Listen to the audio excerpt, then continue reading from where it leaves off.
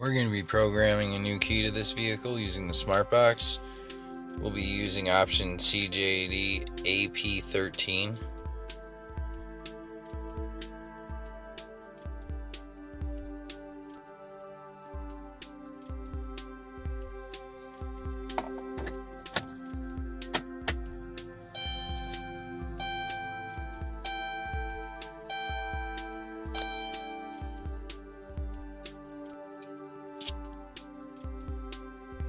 First, we're going to read the PIN code.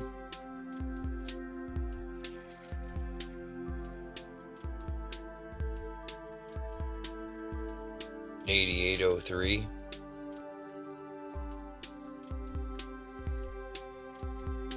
New key is already on.